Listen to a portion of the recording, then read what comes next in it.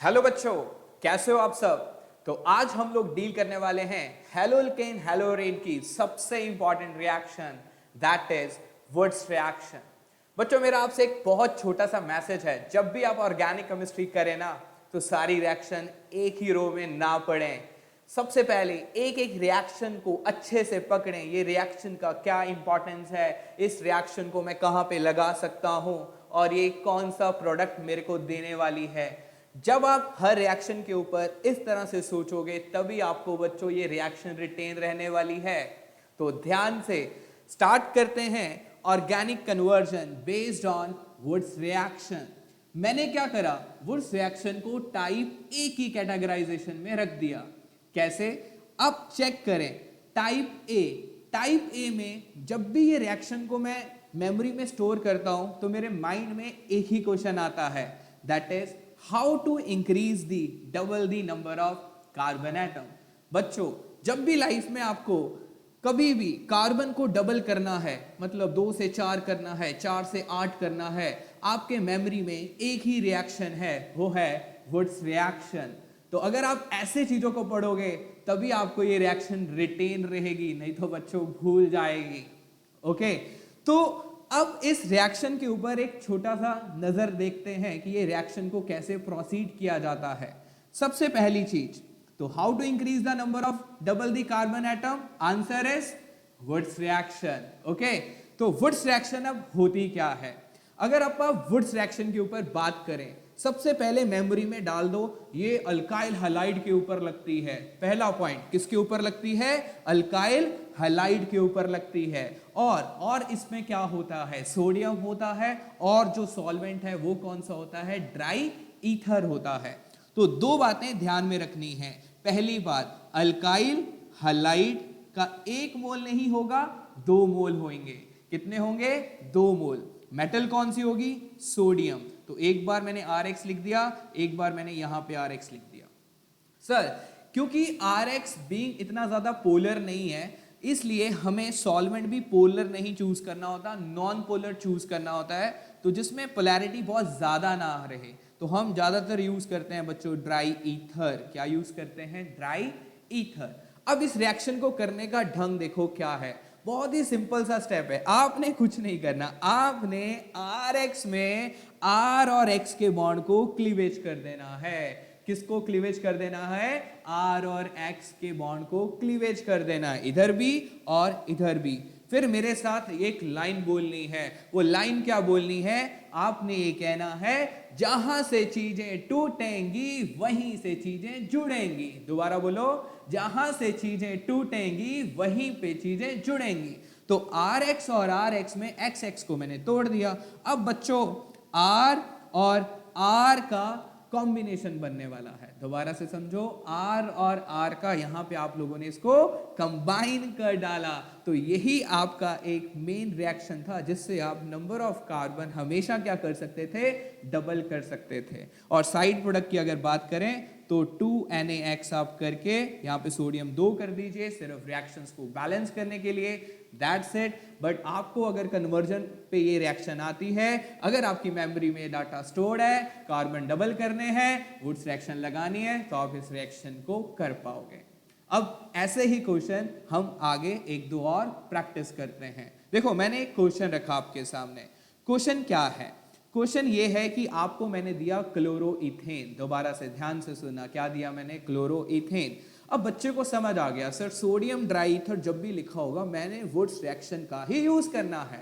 Okay sir, अब पकड़ लिया पॉइंट। तो क्लोरोइथेन सर कहां से तोड़ूं, सर हैलाइड से तोड़ दूं, जी सर मैंने तोड़ दिया।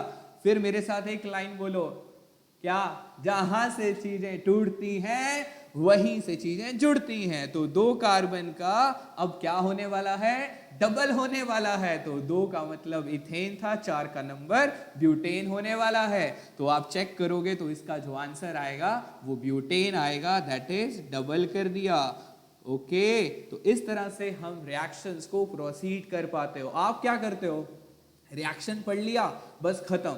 जब तक मेमोरी में इंपोर्ट नहीं होगा, वो क्या कि अगर कार्बन डबल चाहिए, मैं बार बार बोल रहा हूं, तभी जाके आपसे कन्वर्जन होनी है। नहीं तो बच्चों की हालत क्या होती है, पूरा चैप्टर करने के बाद वो कहते हैं सर जब भी क्वेश्चन करते हैं रिएक्शन याद ही नहीं आती। वो इसलिए याद नहीं आती क्योंकि आपने एक रिएक्शन के ऊपर काम अच्छे से नहीं करा हुआ। एक एक रिएक्शन के ऊपर अगर काम आपने अच्छे से किया हो तो आप भूल ही नहीं सकते हो। अब एक क्वेश्चन इसका और देखो जिसमें बच्चों को मैक्सिमम प्रॉब्लम रहती है। क्यों? अब बच्चों ने ये तो समझ लिया कि सर हमेशा कार्बन डबल वाली फीलिंग आएगी। सर दोबारा बोलना, कार्बन डबल वाली फीलिंग आएगी मतलब क्लोरोइथेन है तो ब्यूटेन आएगा, क्लोरोप्रोपेन है तो हेक्सेन आएगा। बट कंडीशन भी तो अप्लाई होती है इसमें। सर कौन सी कंडीशन? बच्चे जब क्लोरो टर्मिनल पे हो तभी डबल वाली फीलिंग आएगी। सर रिपीट करें, जब क्लोरो फर्स्ट पोजीशन पे हो या लास्ट पोजीशन पे हो मतलब टर्मिनल वाली जगह पे हो, तभी वो आपको एग्जैक्ट डबल करके आईयूपैक में भी डबल वाला नोमेनक्लेचर देगा। बट अगर क्लोरीन टर्मिनल वाली जगह पे नहीं है तो कार्बन तो डबल होंगे बट आईयूपैक के नोमेनक्लेचर में डबल वाली फीलिंग बिल्कुल भी नहीं आएगी। ओके, चेक करें। अब मैंने क्या करा, एक क्वेश्चन और रख दिया। इसमें मैंने क्लोरीन टर्मिनल वाली जगह पे नहीं दिया, आप क्वेश्चन में चेक कर सकते हो। मैंने कहां पे रख दिया? नॉन टर्मिनल वाली जगह पे रख दिया। अब इसका मतलब अब बच्चों ने तो यही पकड़ा है, प्रोपेन है तो हेक्सेन बनेगा। बट कंडीशन क्या थी? क्लोरीन टर्मिनल पे होना चाहिए था। इस क्वेश्चन में क्लोरीन कहां पे है? नॉन टर्मिनल पे, मतलब कार्बन तो डबल 6 वाला ही होगा, कोई प्रोडक्ट बनेगा। बट आईयूपैक हेक्सेन वाली फीलिंग नहीं आएगी। आपने क्या करना है, यहां से फिर हैलाइड से तोड़ दो, फिर हैलाइड से तोड़ दो। तोड़ दिया, फिर एक लाइन बोलो, जहां से चीजें टूटती हैं वहीं से जुड़ती हैं। तो 3 कार्बन ऊपर कर दो और 3 कार्बन आप नीचे कर दो। तो देखो क्या हुआ, ये वाला बॉन्ड मैंने दोनों के बीच में इंट्रोड्यूस कर दिया। अब आप अगर इसका नोमेनक्लेचर देखोगे तो हेक्सेन थोड़ा है, तो आप लोगों को आइडिया कैसे होगा कि यहाँ पे वुड्स रिएक्शन लग रही है? क्योंकि जब आप इसका नोमेनक्लेचर करोगे तो ध्यान रखें 2 3 अगर आप नंबरिंग करोगे 1 2 3 4 दैट इज 2 3 डाइमिथाइल ब्यूटेन, जो कि इसका आईयूपैक नोमेनक्लेचर है। तो आपको आइडिया कैसे हुआ कि ये डबल लगेगा? ब्यूटेन में 4 होते हैं, डाइमिथाइल में 2 होते हैं। 4 और 2 कितने हो गए? 6। तो 6 कार्बन मिलने तो वुड से ही थे, डबल तो वुड से मिलने हैं। बट अगर एग्जैक्ट आईयूपैक वाला डबल चाहिए तो उसमें हैलाइड क्या होना चाहिए? टर्मिनल। अगर आपको नेचुरल डबल चाहिए तो जरूरी नहीं कि हैलाइड टर्मिनल पे हो, वो किसी और जगह पे भी हो सकता है। तो उसका भी प्रैक्टिस अपन एग्जांपल के तौर पे और करते हैं। ओके, अब ये चीज तो आपको बहुत अच्छे से समझ आ चुकी है। अब एक और पार्ट, आपको वुड समझ आ गई। ऑर्गेनिक में होता क्या है, रिएक्टेंट से प्रोडक्ट देता है, फिर कई बार क्या देता है, प्रोडक्ट देख लेता है और आपसे रिएक्टेंट पूछ लेता है, फिर आप लोग फंस जाते हो। ओके, तो जैसे ही अपन यूज करें retro analysis of Wurtz reaction, मेरी बात को ध्यान से समझना। रिट्रो एनालिसिस का मतलब क्या होता है? प्रोडक्ट तो गिवन होगा बट बच्चों रिएक्टेंट गिवन नहीं होगा। You have to find the reactant. Sir इसके लिए भी कोई कंडीशन होती है? यस, कुछ नहीं है, क्योंकि वुड्स रिएक्शन का जो सबसे मेजर प्रोडक्ट बनता है ना, वो तभी बनेगा जब दोनों अल्काइल हैलाइड सिमेट्रिकल होते हैं। मेरी बात को ध्यान से समझना। आपने जितनी भी पीछे एग्जांपल देखी उसमें सिमेट्रिकल अल्काइल हैलाइड ही मैंने यूज करा था। आप नॉन सिमेट्रिकल मतलब एक हैलाइड कुछ और, एक 1 कार्बन वाला हैलाइड यूज करते हो, एक 2 कार्बन वाला हैलाइड यूज कर सकते हो, उसमें प्रोडक्ट इतना अच्छा बनता नहीं है। ओके, तो अभी हम लोग मेन रिएक्शंस के ऊपर कवर करते हैं कि अगर आपको प्रोडक्ट गिवन हो तो अगर आपको रिएक्टेंट बताना हो, मैंने आपको पहले बात बोला मेरा मेन फोकस किसके ऊपर आ रहा है? सिमेट्री के ऊपर। सर क्या सिमेट्री? देखो मान लीजिए मैंने आपको अब प्रोडक्ट दे दिया, देखो सोडियम लिखा मैंने, ड्राई ईथर लिखा, सोडियम लिखा और ड्राई ईथर लिखा, और मैंने आपसे पूछा भाई रिएक्टेंट बताओ। तो मैंने जैसे ही प्रोडक्ट चेक करा मेरे को पहले तो मेमोरी में आ गया सोडियम ड्राई ईथर, ये तो सर वुड्स में ही होता है। डन हो गया सर। फिर मैंने जब प्रोडक्ट देखा तो इसमें तो 4 कार्बन थे। दोबारा बोलो, कितने कार्बन थे? 4 कार्बन थे। ओके सर, अब 4 कार्बन में सिमेट्री का मतलब अब ये 4 कहां से आए होंगे सर? 2 से आए होंगे। यस, यही चीज पकड़नी है आपने। क्या करना है, दोनों में सिमेट्री देख के बीच में से बॉन्ड को क्लीवेज कर देना और इसको हैलाइड बना देना है। क्या बना देना है?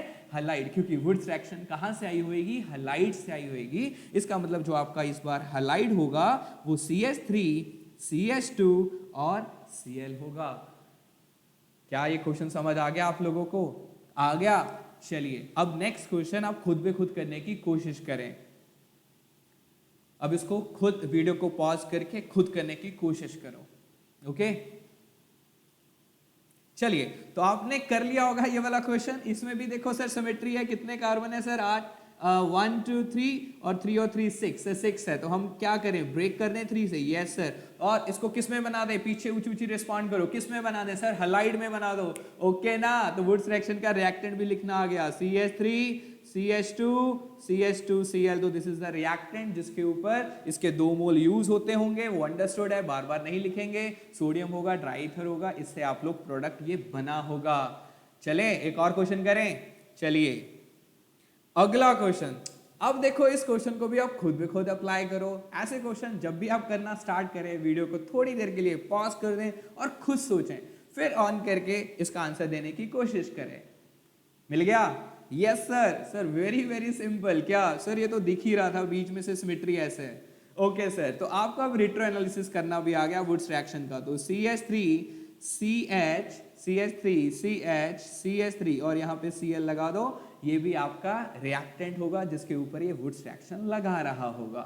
ओके हो गया? चलिए अगला एक और रिएक्शन देखें। Sir very simple. सर इसमें तो दिख ही रहा है सर, ऐसे क्लीवेज कर देंगे। यस, अब क्या होगा? CH3 CH3। तो इस तरह से बच्चों आप वुड्स रिएक्शन से, प्रोडक्ट से भी क्या निकाल सकते हो? रिएक्टेंट बता सकते हो कि ये कौन सा रिएक्टेंट था जिसके ऊपर वुड्स रिएक्शन इस तरह से अप्लाई की गई होगी। ओके हो गया? तो हमेशा जब भी वुड्स रिएक्शन बेस्ड क्वेश्चन आए, हमेशा ध्यान रखना है अगर कार्बन को डबल करना है तो हलाइड टर्मिनल वाली जगह पे होना चाहिए। अगर हलाइड टर्मिनल पे नहीं है, कार्बन तो डबल होंगे बट आयुपैक वाला जो नॉमेनक्लेचर वाला डबल वाला फीलिंग आपको देखने को नहीं मिलेगा। क्लियर हो गया? अब same to same reaction Wurtz के साथ वुड्स फिटिंग आती है, और फिटिंग आती है तो वो भी आप एक बार साथ में कवर अप कर लेते हैं। अगर आप बात करें वुड्स फिटिंग रिएक्शंस की, इसमें एक ही कंडीशन है, ये एलिफेटिक हलाइड और एरोमेटिक हलाइड के लिए वैलिड है। दोबारा से किसके लिए वैलिड है? Aliphatic as well as aromatic. और एरोमेटिक में मैं वुड्स फिटिंग को बहुत बढ़िया से इसलिए याद रख पाता हूं क्योंकि मैं इससे टॉलुइन बना पाता हूं। क्या बना पाता हूं? टॉलुइन। सर कैसे? मान लीजिए ये आपके पास X है तो इसको मैंने Cl यूज कर दिया। Okay sir. और यहाँ पे X है तो इसको भी मैंने Cl यूज कर दिया। Okay sir. यहाँ से क्लीवेज कर दिया, यहाँ से क्लीवेज कर दिया, और R ये ग्रुप इसके ऊपर लग गया। बट अगर ये R की बजाय कोई CH3 होता, कुछ भी होता, CH3 मैंने यूज करा तो यहाँ से क्लीवेज करता तो रिंग के ऊपर इस बार क्या लग जाता सर? CH3 लग जाता। ओके, तो यहां पे क्या हो गया कि एक एलिफेटिक हैलाइड है और एक आपके पास एरोमेटिक हैलाइड है। तो आपने इस कंपाउंड को पकड़ना है टॉलुइन करके। ये काफी कंप्लीट द फॉलोइंग में डायरेक्ट क्वेश्चन आ जाता है, तो बहुत ही सिंपल है, आप अच्छे से कवर कर सकते हो। कुछ नहीं है, हैलाइड को तोड़ के दोनों कंपाउंड्स को आप लोग आर को जोड़ रहे हो। ओके हो गया? नेक्स्ट रिएक्शन, इसका जो लास्ट कैटेगराइजेशन है वो है fitting reaction. This is valid on aromatic halide जो कि क्लोरोबेंजीन है। कौन सा बेंजीन है? क्लोरोबेंजीन है। कुछ नहीं है, सोडियम ड्राई ईथर। अब क्या होगा? यहां से क्लीवेज होगा और ये दोनों रिंग बच्चों आपस में जुड़ जाएंगी। जैसे ही ये दोनों रिंग आपस में जुड़ती हैं, इसका नाम है बाइफेनाइल। क्या नाम है? बाइफेनाइल। तो इस तरह से आप वुड्स रिएक्शन बेस्ड रिएक्शंस को इजीली कवर कर पाओगे। और आपसे अब क्वेश्चन कैसे पूछेगा? बोलेगा कन्वर्ट करो। क्या कन्वर्ट करो? कन्वर्ट करो क्लोरोमीथेन से इथेन। सर क्लोरोमीथेन, एक कार्बन, इथेन, दो कार्बन, सर कौन सी रिएक्शन? Sir Wurtz reaction. फिर बोलेगा क्लोरोइथेन से butane, sir Wurtz reaction. Chloropropane से hexane, sir Wurtz reaction. Chlorobutane से ऑक्टेन, सर वुड्स रिएक्शन। तो इस तरह से अगर मेमोरी में आपका डाटा इंपोर्ट करा हुआ है, ऐसे ही आपने हर रिएक्शन को अगर पढ़ा हुआ है, तो कभी भी रिएक्शन आपको ऑर्गेनिक केमिस्ट्री की भूलेंगे नहीं। अगले राउंड में हम ऐसे ही नई रिएक्शन के साथ आपको मिलेंगे। एक एक रिएक्शन के ऊपर इतने सारे क्वेश्चन प्रैक्टिस करेंगे कि ये रिएक्शन आपके पेपर के वक्त गूंज गूंज के आपके माइंड में घुसेंगी। भाई ये रिएक्शन थी, ये रिएक्शन थी, ये करना था। तभी आप ऑर्गेनिक केमिस्ट्री के मास्टर हो पाओगे। नहीं तो एकदम से सब कुछ पढ़ लोगे और उसके क्वेश्चन प्रैक्टिस नहीं करोगे, आपको कोई भी रिएक्शन बच्चों याद नहीं आएगी। तो ध्यान से अच्छे से हर रिएक्शन को पढ़ें। Thank you.